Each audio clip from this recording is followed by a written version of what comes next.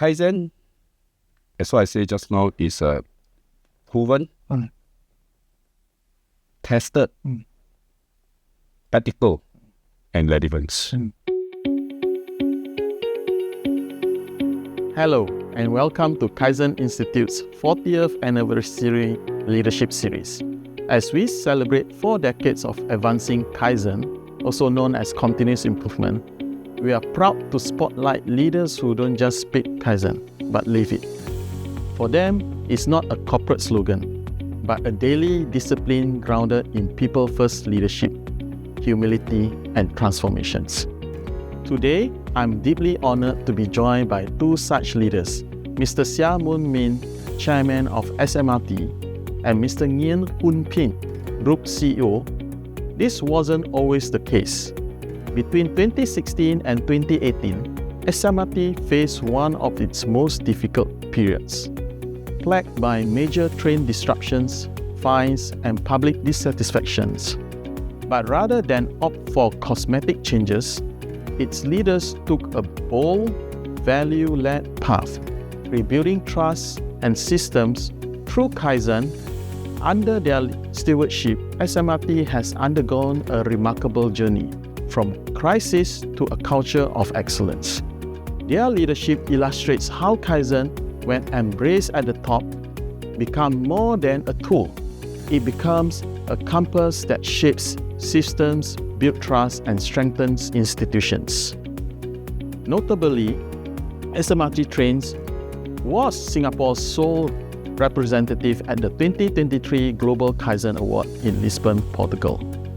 After being recognized in our national awards, they are also one of the few organizations in Singapore not only applying Kaizens internally, but also scaling it across their ecosystems.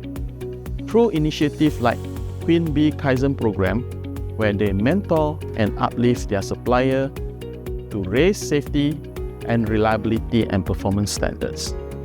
Today's conversation is a rare opportunity to hear firsthand how Kaizen is not only improving workflows, but also reshaping public transport, empowering people, and building enduring leadership.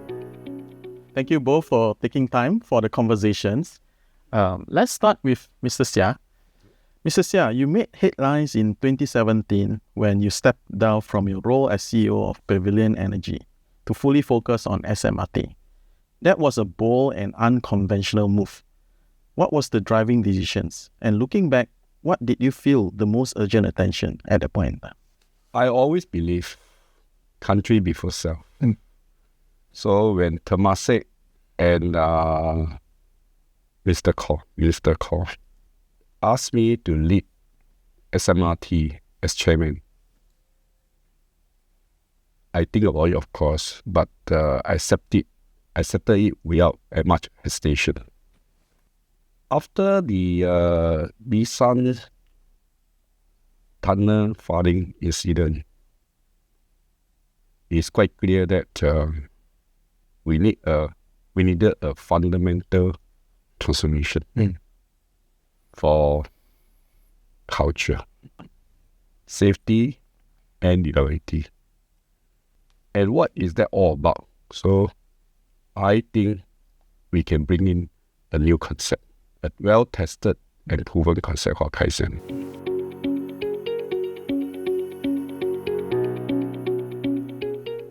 I always believe that leadership is not about buzzword.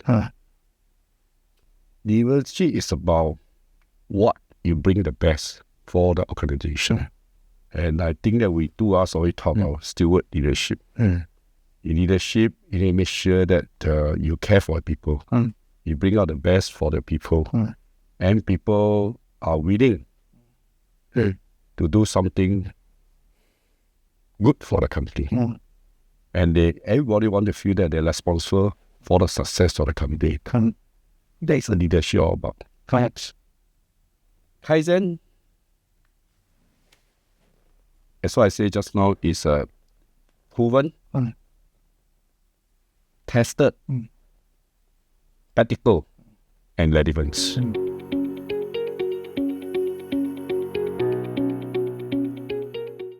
So when you come to SMRT, I look at it. I say, what is missing? Missing is the ownership. They must have sense of the ownership and also sense of urgency. They need to feel proud about what they are doing. They must be able to raise their head to everyone, to all the stakeholders. Not every time they feel the morale is low. Morale then was very low. So how do you want to raise the morale? It's very key. And so I say now, leader must always feel that how do you do things for larger good? If your self-interest, self-benefit kick in, human, you do have self-interest, but always you have to devote yourself. You are doing it for others. You are serving others. As a leader, you always feel that you are serving, not you want to be served by others. That's an important point. In fact, I like the word called steward leadership. So you look after them, look after their interests, care for them.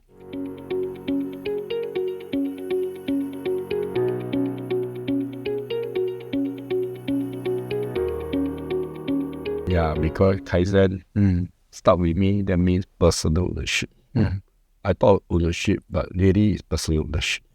You see, Kaizen will say that, for the staff, they will say this area belongs to me.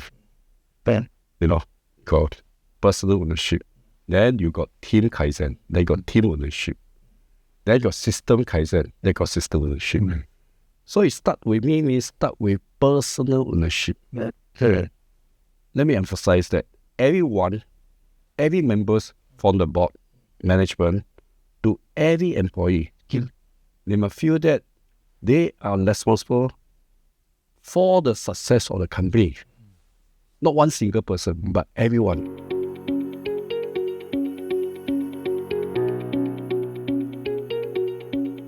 I would say that under the framework of Kaizen and the larger intent to improve, which Chairman Seah has articulated, is where we then look at, in a sense, at the system level and at the operational level, how do we sort of put all that together? System thinking requires us to look at things more holistically, not just silo mentality or piecemeal. So whether it's in MINDEF or in LTA or not SMRT, we're handling complex systems. And when you handle complex systems, you need to understand system dynamics amongst the various components. So here, more specifically in the land transport, you have an entity called LTA, who's both the regulator and asset owner. Then we have the operator and maintainer, i.e. SMRT. Then you have the OEMs who manufacture and provide the various systems. And of course, we serve the commuters. So getting to success requires us to look at it holistically, understand the interplay, the inter-responsibilities amongst each of these entities to achieve the outcome that you want. So system thinking is very important. It's not about pointing fingers. It's not about taking a parochial view, but really understanding how the entire framework and system work together. So for me, for us as a team, while we look at things from a system point of view, when it comes to operation, right, we put safety first and foremost, while making sure that our drills are very well rehearsed, able to execute to the point.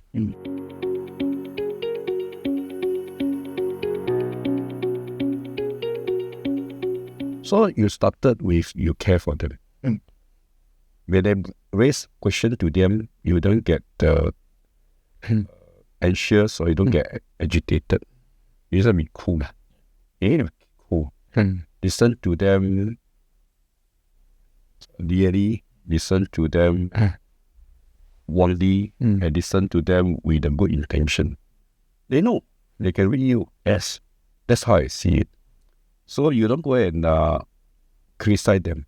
Don't criticize. You don't quickly offer solutions sometimes. Sometimes your tendency offer solution too fast. Okay. So you just go back, think about it, then you come up with a solution. Yeah, I agree with Chairman. So psychological safety as a concept, right, has to be practiced, lived out and felt. What do I mean? It's one thing as a leader encouraging your staff to speak up, but it's quite another being able to handle what comes up. So if we do not consciously as leaders, as what Chairman said, listen calmly and really without judgment, and your staff knows that you are really listening so that you can find, you can co-create the solutions. That means your leaning is towards to help them to solve a problem, as opposed to listening and then waiting to jump on them and putting the blame on them. So that psychological safety has to be felt by the staff. And encouraging psychological safety, especially for our organization that's so huge, more than 10,000 people, every single staff is a pair of eyes knowing what's right or wrong on the ground. And if they see something wrong and yet they don't mention it, they have no way to bring it all the way up, it can be very dangerous. So you really want to encourage all ranks, all levels to be able to speak up, especially when they see that something is unsafe or something can be improved. And that aligns to what Chairman said about Kaizen, about personal ownership. So all these are actually wrapped together. In a sense, for us, we use the word Kaizen. And again, it hits me, it's Mandarin saying, 以人为本, right? So at the end of the day, it's all about the people. How do we actually care for them and listen for them, and making them speak up is the most important. I agree with you. I think people say 改善为牛，以人为本。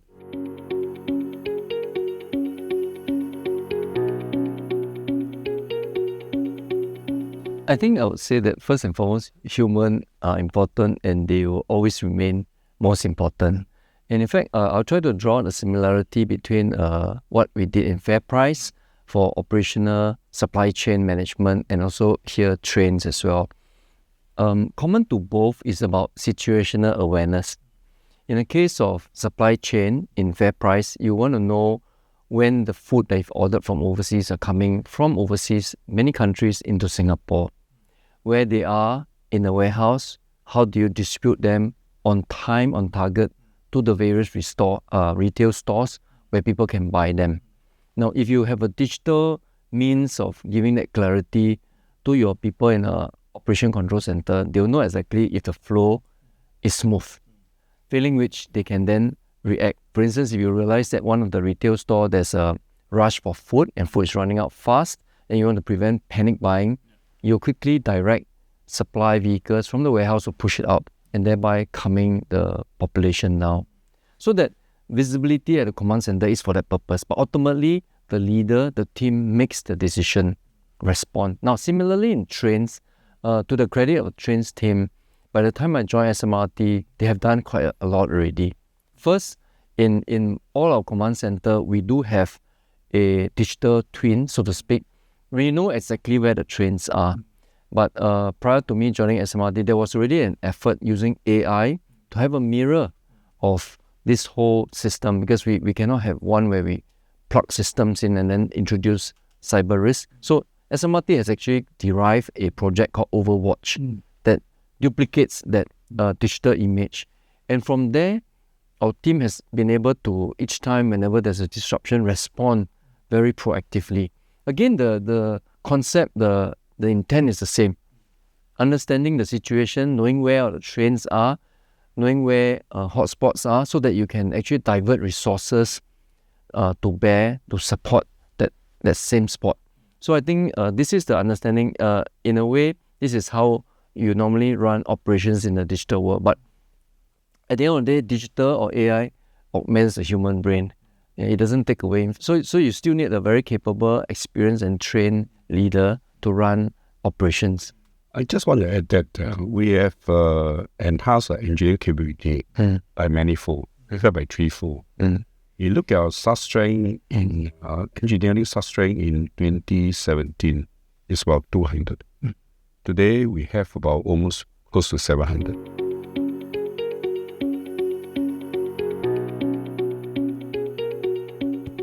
What I can draw from each of this is that ultimately it's about stewardship. That's what Chairman mentioned as well, because in any organization, you will always be given resources, which could be people or money or assets for you to achieve an outcome. And there's also the aspect of prudence, aspect of risk management, so and so forth, which common to any organization, you must always be mindful about your mission and really deploying the resources to achieve it in the most effective and efficient way. So from there, I think for me, I take in diverse ideas from various organizations and see what is it that we can value add to SMRT.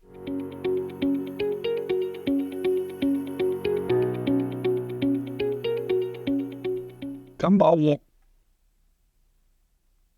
is a very important part of the Kaizen. In fact, the most important part of Kaizen. Because Kaizen got two parts. One is you talk about the 5M, you talk about 8-week stages, you talk about 5S. By the way, we changed 5S to 6S. Because as what Hoon just emphasized, on safety should be at the central pillar. Because when you try to do vertical space, but you tend to forget about safety. Because you want to cut down the usage of the space or wastage of the space or movement wastage. But there's a tendency that I forget about safety. So we evolved the Kaizen a little bit. So we adapt Kaizen a little bit. So we insisted that safety should be number one. Okay, before I look at other 5X. You walk the ground, there you can see how they get the job done. Whether they are doing the right thing, whether you need to have more training, whether the Hoon just mentioned about steward leadership, whether you need to inject input. But of course, you don't go there this time. But you think about it. For the broader basis, whether you want to have certain changes. So I say 5S to 6S because we evolve. Because why? Safety. Yeah. So this is where working the ground is so important. And you interact with them.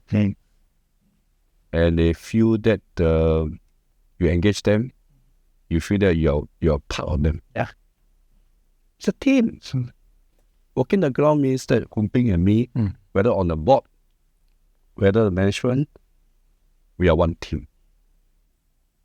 Very important. In fact, I must tell you, Kaizen saving, we'll share with all the board members. Are you aware? No company did that. Only SMRT. You know, this year we have 165 million saving. So all the board members will feel that, I'm sharing with the benefit of the improvements. We provide structural training. The figure we say just now about 6,500 hours. That's a lot. Yeah. If you give them tools, yes. Actually, empowering them and give them tools. You cannot say that you want to do something. We don't train them. They got no tools. They do not know fishbone concept. They don't know how to analyze. Make it a method of how to analyze problem, how to come up with solution. So they all are trained. Whether Cock girl or whoever, you all trained for the Kaizen. I also trained. That's why I learned 5S, now not 5S, 6S, and then the fishbone concept. 8-week stages. Yeah. And again, that sounds to me what we always preach. Everyone, everywhere, every day, change for them. I think the Gemba Walk, in addition to what my chairman shared, it also sort of serves some of these purposes. One I think in normal time is when you go down, feel the ground, get to know the man, get to know the people. You cut through the various layers and see what's actually happening in front line. And in a way, it's encouraging for them because they know that top management cares about what they do. It's an opportunity for them to give feedback in the most direct way, coupled with the earlier discussion about psychological safety. So they are actually very empowered to speak. You know, many years ago, I met a leader. I was a young person, and I asked the leader, I said, how close should you be to on the ground and with your people? And his answer was, close enough to be able to smell your people, smell your men. I said, wow, so close. So then he explained the reason. What he was trying to say is that you can look at them, and look at them in their eyes. Are they tired? Are they motivated? Are they sweaty? Are their hands dirty? Do they need more equipment? You know, that's what I mean. You are able to smell them. And if you smell that they are tired, right, then perhaps you should give guidance for them to take a rest for safety, right? So And that has remained in my mind for many, many years. Now, what about in terms of incidents or crisis? It's even more important. You must be so ready to go down to support your team. And, when things go wrong, your team may be nervous and they may be worried that, they'll be scolded, they'll be not supported or made to take the blame. But when you're there to assure them, to give them guidance and give them support, right? That's the best way to turn around any situation. And so this is the culture we're promoting. Every time there's an issue, our leaders must always be prepared to go down, to support, to help make decisions so that things improve, right? So if you practice Gemba Walk in peacetime, then in crisis, going down to interact with the men and the women of SMRT to help them turn around, to improve, becomes very natural. In fact, every train incident, as far as we can, they will present to Ming and me. So we really know the real. But I want to add one more very important point. Going down to the ground, you also want to improve their working environment. I think we provide the resting area for the bus captains. Yes. So you realize that their break was about half an hour or 1 hour. They need a good rest. Then you had to go and provide a better resting area for them. Not just at the bus depot or at bus interchanges, but also in the train stations. Also provide the resting area for them. And when you go down to the ground, we also provide better place like care place for the commuter. Yes. Care place for commuter. Because otherwise you may not know that whether you provide enough care for the commuter. Don't just only our own employee, also all other stakeholders. I provide enough care environment for them. I think caring is very key. Going down is not just only solving problems, but also you want to show that you care for them.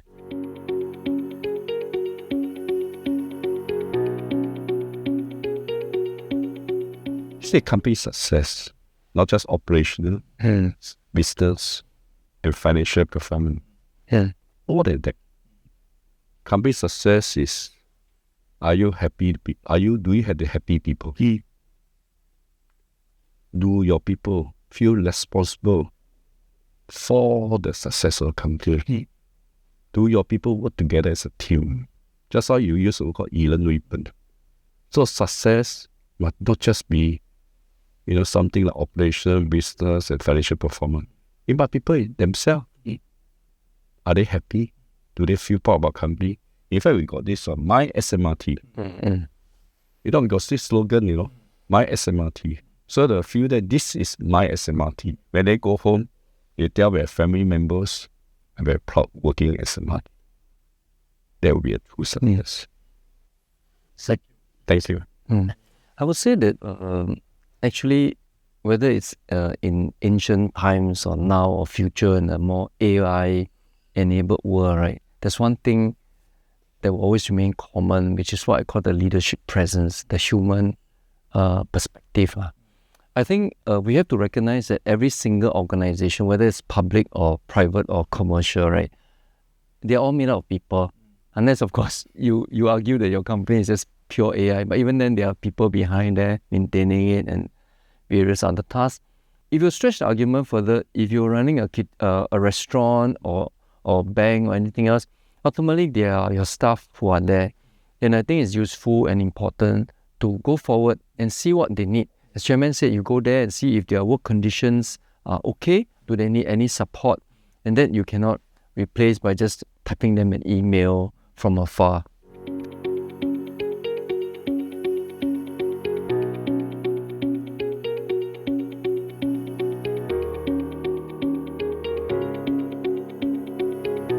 The danger is complacency. The moment we feel that we are alive, that we begin to digress. Chinese saying is very nice. 逆水行舟，不进则退。So that must be a concept.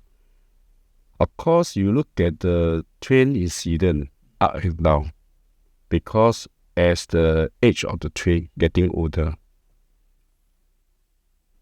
it does possess a lot of other issue, aging, like human, where age, you have all kind of pain. It does pose a lot of problem.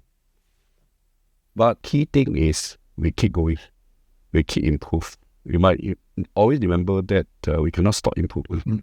Never mind all this problem, all these are challenges on the ground, whether sometimes, because it does involve multiple agency. SMRT is only party to make good. You also need the asset owner, LTA, to do their part. Every system, you must do it proper life cycle management.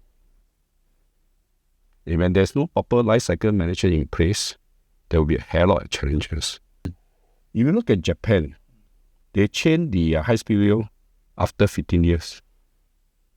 Look at China, they change the train every 25 years.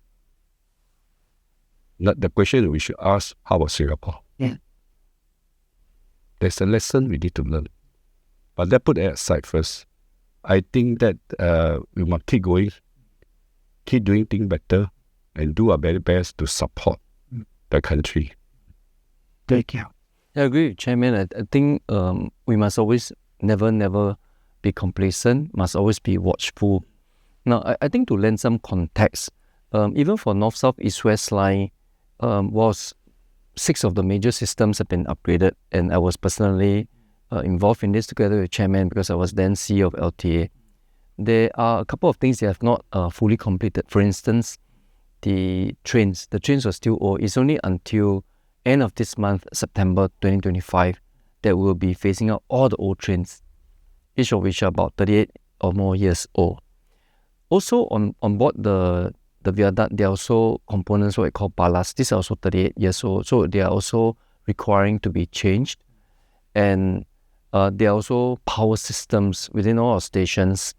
They needs to be changed because again, shelf life have reached or going to be reached. So this requires that constant effort. And as earlier I pointed out, is we have to look at it from a system. It's not just what SMRT can do, but we require the OEM to lean forward, as well as LTA, the asset owner, to actually come together. And this is also the reason for the task force that was formed, because you require everybody to come together. And so holistically, these things need to be addressed. But I'm confident that Singapore can address them and overcome it, because we are Singapore, right? We will never rest on our laurel. And I like Kaizen concept very much, because it's not just about micro improvements every day. It's about also thinking more boldly about the more fundamental change and improvement that we need to make. Are there more things that we need to do to improve the entire system? I just want to add, Kaizen, we got small improvement. Okay, adding all that out with a lot of compounded benefit. But there's some more projects like Overwatch. It's part of Kaizen project. Even Depot 4.0 is part of Kaizen project. As Hoon just mentioned about the old train, when the new train arrival late by a few years, we have no choice but to continue to operate the old train. By the way, for the train maintenance, I didn't mention it clear. Routine maintenance and overhaul. Overhaul is every 500,000 kilometers or about 4 years. Now, our old depot, Bishan depot, can only do overhaul of the old train 2 weeks. Every train going 2 weeks later, then come out. Too slow. We have 6 old train. You take 33 months. So now we try to look at the depot. We try to Kaizen it. We try to upgrade it to make it from 2 trains per month to 4 trains per month. Yeah.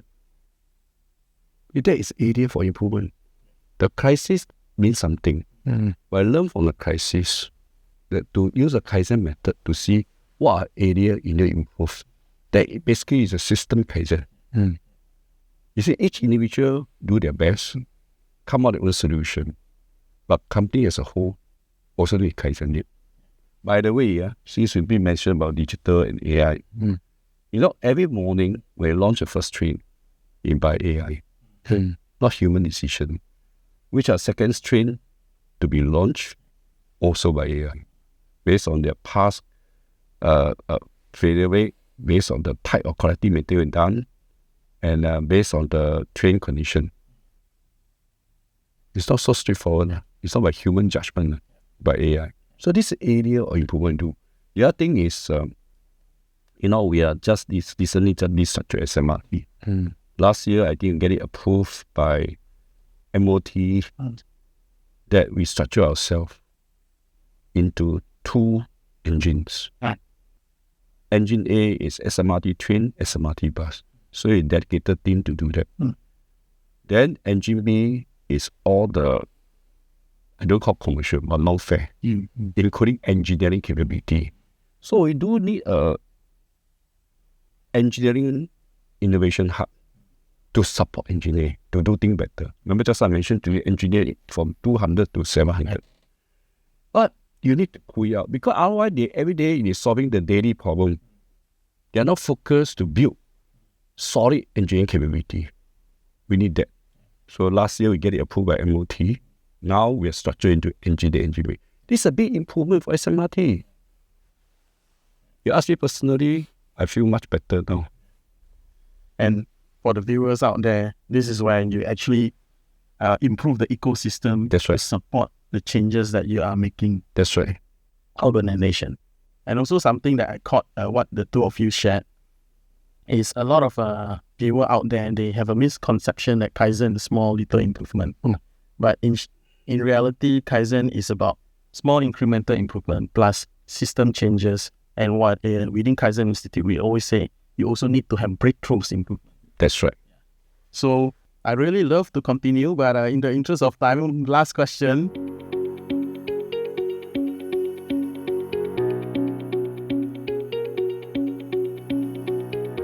Of course, we will leave some legacy behind. And we have launched the Kaizen Center in November. And then we put in our philosophy. Good today, better tomorrow. I hope this will keep staying there. And organization get better and better. And we all do things with betterment in mind. And also, as I mentioned just now, I also want to inspire the wider community, not just SMRT. I hope that a lot of stakeholders all join in the effort to make the ecosystem stronger, more resilient, and we can do more things. And I also want to see that one day we're able to sell our system, our concept, our operational experience, expertise globally. Well, Mr. Ngien, anything to add on from your side for the close? I agree with my chairman. I would say that for sort of a easy, more sort of clear imagery is that I think one of the things that we talk about is that we do want to be the land transport version of SIA. I think SIA is an icon both locally and overseas in terms of safety, reliability, customer service. And these are the areas. In fact, we have board members who were from SIA embedded within our board, and some of our staff came from SIA. We're taking all steps as part of this Kaizen culture to improve and keep on improving. And I hope that in 10 years' time, Kaizen, the culture, the mindset is so embedded within this company that it continues to improve on its own. That momentum is there. And we also want to be a magnet for talent at all levels, management as well as middle management, and also engineers and people who will come alongside to make SMRT a very significant and proud icon in Singapore and regionally.